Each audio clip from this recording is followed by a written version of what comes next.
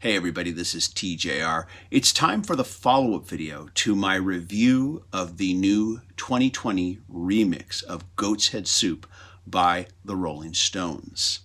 In this video, we're going to look at disc 2 on the deluxe edition. But before we go further, if you like this type of content, please be sure to click like, click subscribe, and be sure to click the notification icon so you can know when I release new videos. Also, if you want to take that extra step, you can go to the Patreon page. Patron supporters receive early access to selected videos and exclusive Patreon content. For the sake of this review, I'll be breaking up this disc into 3 sections. The first will be the 3 previously unreleased tracks, Crisscross, All the Rage, and Scarlet. The second part of this I will refer to as the alternate versions. And the third part I will refer to as the Glen Johns mixes. So let's start with these 3 unreleased songs. And yes, I do know that these 3 tracks have appeared as bootlegs in one form or another in the past. But personally, I've never collected bootlegs. And quite frankly, that's a topic that I've been thinking about lately that I think I should cover. And so for those of us who don't, and there are a lot of us who don't collect bootlegs, these tracks are new to us. Track 1, Scarlet. Now, I did cover this when it was pre-released. I love the track. I love the guitar interplay.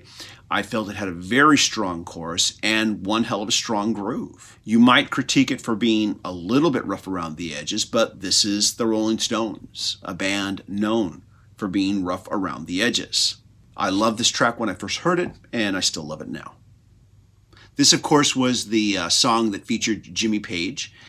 And in my initial reaction video to the track Scarlet, I made the mistake of referring to Mick Taylor as Mick Jones.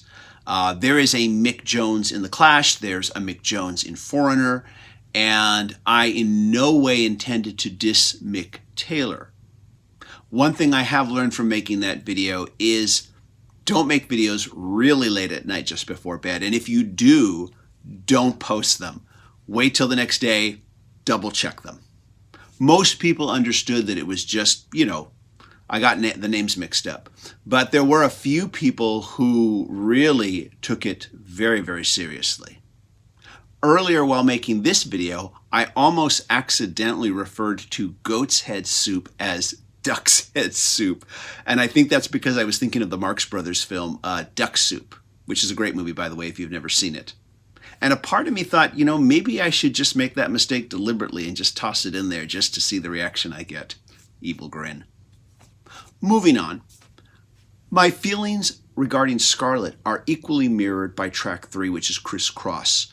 The groove in that song is just too strong to deny. While some might criticize these 2 songs as throwaways or jam session leftovers, I would say that these are leftovers from one of the most groove-oriented bands in the world.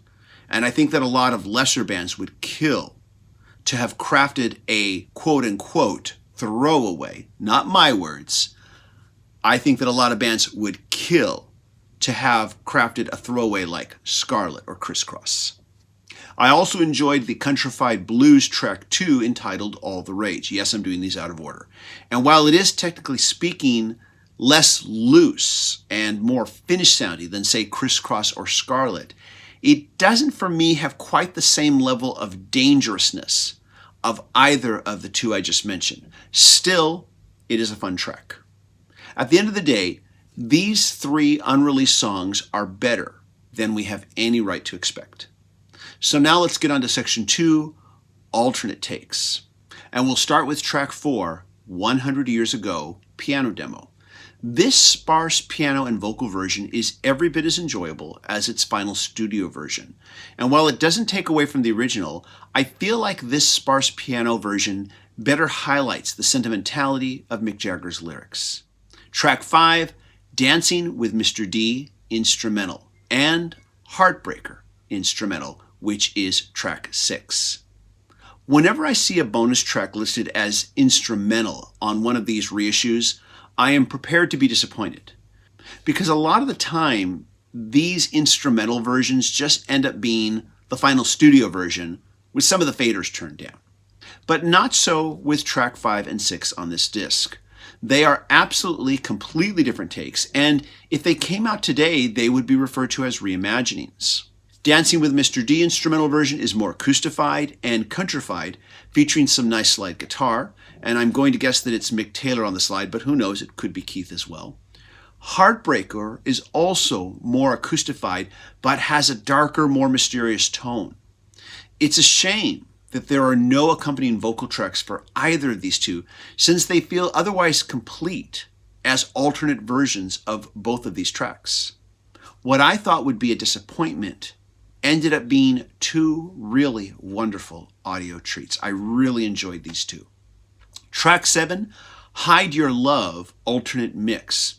Now, this version plays down the piano and emphasizes the guitar. On its own, either version works for me, but within the context of the album itself, letting the piano be more dominant from the get-go keeps the rest of the album from sounding too samey from track to track. So I can see why they went with the version that they went with. This takes us now to the third section, the Glen Johns mixes. By the way, if I'm mispronouncing Glen Johns' name, I apologize. Now, at first listen, you might say that these alternate mixes of Dancing with Mr. D, Heartbreaker, and Silver Train offer only minimal differences. But I think you will feel differently when you hear them with either headsets or earbuds. On the Glen Johns mix of Dancing with Mr. D, for instance, there is this panning out of phase effect created during the opening guitar line of the song. And I'm not 100% sure how he did it, but listening to it, it feels like he, first of all, did just a straightforward, dominant, up in front placement of the guitar line on the left side, but on the right side, he has it very lowered in the volume, and then I think he has it positioned either slightly behind or slightly ahead of the version that's on the left side. I'm not 100% sure if I'm correct in this, but that's what it feels like as I listen to it. And I'd be curious to know how he managed to do that back in the days of just, reel-to-reel tape. I've also theorized that maybe he just put a slight vibrato effect on the right side, and who knows.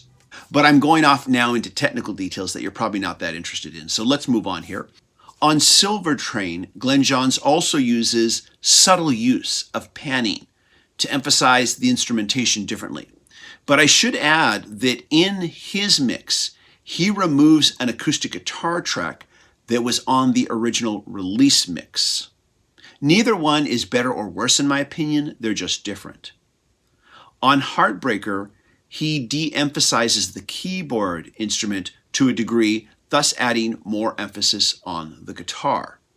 Once again, neither mix is wrong, they're just different. But you may not really notice any of these differences unless you listen to them with either headphones or earbuds. So those are the 10 bonus tracks on Disc 2 of the Deluxe Edition and the Super Deluxe Edition.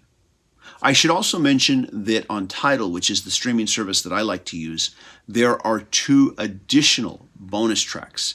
There is Scarlet, the War on Drugs remix, and there is Scarlet, the Killers, and hopefully I say this right, Jacques Leconte remix. These remixes are interesting, but to me, they don't really add anything. I just prefer to hear the actual version that was released on Disc 2. However, I will point out that these remixes do help to emphasize just what a strong track it is, and especially how strong the chorus is. And if you listen to this, you'll probably understand what I mean. For anybody who's subscribed to Spotify or Apple Music, I'd be curious to know if these 2 additional remixes of Scarlet are available there as well. I'm assuming they are. So that wraps up my review of Disc 2 of the Rolling Stones Goat's Head Soup 2020 reissue. Let me know your thoughts. I'm curious to hear. Everybody, thank you so much for watching, and I hope you all stay safe and healthy. Bye-bye.